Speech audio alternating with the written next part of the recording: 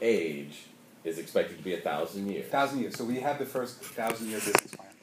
Wow. Is that what's in it, 1,000-year business plan? Yes. In the time capsule? It's part of the time capsule. Because what we're doing is we're sending the time capsule to the future. So what happened in 2000, in 2000 March, we ended up getting an email from someone from the future saying that we were successful. You got an email from somebody from the future. And we ended up getting 4 of them over 3 years, and each one was very profound. And it was signed by the traveler. That's all it said at the bottom. The traveler. It didn't say Gmail or Hotmail. It had a address there, and we tried to find out, through Vortex Wave or whatever it was at that time. But it went over 4 years. They wouldn't give out the information. Obviously, the security and privacy, and it was more. I thought it was some friend that was kind of egging us on, because we're doing the time capsule. And right. So the first 2 I dismissed, but the third one came in 9/10/01. And where did it say? So the day before 911, we get a message that says, "Don't identify with the madness in the world," and it was pretty deep. And so from that point on, I took it for serious, and we projected forward of who this traveler might be, and got this story, a really beautiful story of who the traveler is, and now it's being scripted for a film. You found out more about him? Or her. Her, or you? So we turned into a her. It's an 11-year-old girl from the 31st century who's actually hacked into our 21st century to help both her timeline to go to its next level, and also collaborating with our 21st century millennials for them to go to their next level and help our world to go to where it needs to go to now. I see. So in a sense, all these different time periods existing at the same time in some other dimension. Exactly. Mm-hmm. So we've tapped into that. So we're actually building. So the game is actually a portal of consciousness that we're sending information forward, so they can be in communication with us. It's our way to symbolically communicate with the future. Now, what does Spock have to say about this? I mean, are we violating the Prime Directive here? We've talked about that. If he rears his head and says, we're doing something wrong, we'll listen. And, I mean, they're trying to work that out for the next Star Trek movie, and they haven't even figured out how they're going to do it. He didn't listen anyhow. That's right. Kirk didn't have much respect for the Prime Directive. Exactly. I mean, come on. He wasn't Picard. That's right. Instead of Prime, it's like the odd directive we're working with here. The odd directive. You came up with that one yourself, huh? The square root directive. It sounds more like the pi directive. The pi directive. If you embrace parallel universes, it opens it up too. It's more like sliders. And it really has opened up. I mean, there's so many people I identify now, especially young people. They really get it, and they feel themselves as travelers from the future, and they're connecting with that part. And that's the insight I had in playing the game for so long. We're at this for like 30 years now. And it's really dropped into like a cellular level of that connection with my future self. Right. And being able to really learn from that part and connect with it and have a communication, a relationship with it. Well, one thing we like to talk about so much here is that, it's wonderful that as a species we can send ourselves into abstractions such as the future and the past. And in a realm that is really a potentially infinite present, all the suppositions, all the imaginative creativities you can create regarding to the future come into play as part of the existence in the present. Right. The mind stuff, the heart, the dream stuff, it's all here now. Exactly. And that's the whole point of it, is to bring us into the now. It's not to get out of our present, because it's all about the present, but instead of being caught in the past, most people on the planet are caught in the past. Absolutely. That's the problem. We keep recreating those patterns over and over again. You just said that. I just changed the topic.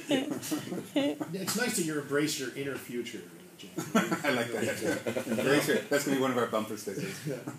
Well, let me ask you, is your inner future a child or an adult? It's actually something of who I am now. I feel that connection with that part of myself. That's your ultimate self. It's the ultimate. We call it the highest potential in the game. The goal of the game is to actualize your highest potential and then help the other players to realize theirs. So that's the whole wonderful. The game actualization procedure, is this an actual game with a board? Yeah, I mean, how do you win? Yeah. I mean, if everybody's actualizing themselves, do I actualize myself more than my competitor? So the win, because for many years we actually defended that. People say, this is a game, you have to win, but there's two types of games. There's finite games and infinite games.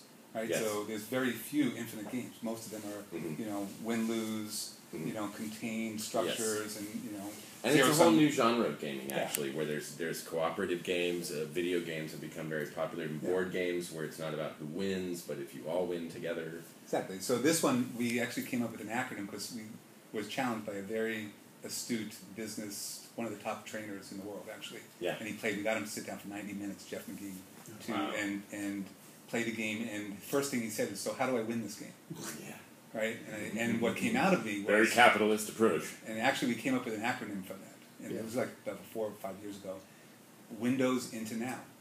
So the win, everybody wins in this game. It's not that it's a win-lose or, it's everybody wins. Sure. So we're in a game for everybody to win. Right. So it's a little different spin on the normal, Mhm. zero-sum loss win, modality that games are on the planet. And doesn't it have a kind of a oracle kind of use as well? I tried to steer away from it as an oracle. People go there if they're into Tarot or I Ching or any divination type of tools. People will go there with it because it has a very profound connection with that part of subconscious mind that's being delivering messages to us. Right. But we see it more as intention, purpose setting.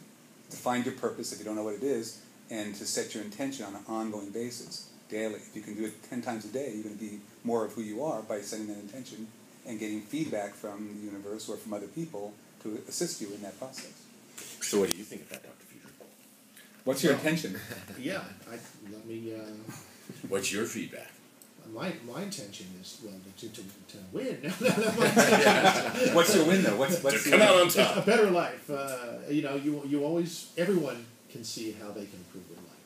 But perhaps, one of these I think brings up too, I mean, if winning is a better life, then does that mean if you die, you lose?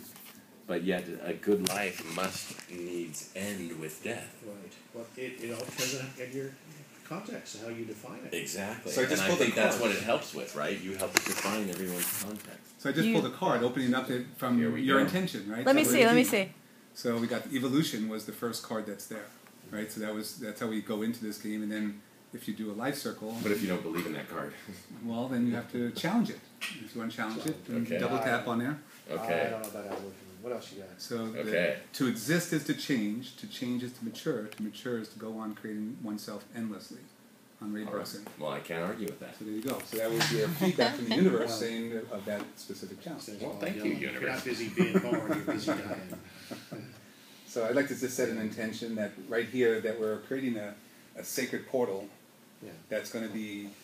Oh, are we still on? We are. There we are. You're going to create it with that also, and that this energy is going to go out and help people to transform and connect better and be in touch with each other and their themselves. All We right. got Red Nature. Be back which is after the break. Get energized during this break. All right, good. Try doing a reading of somebody calling.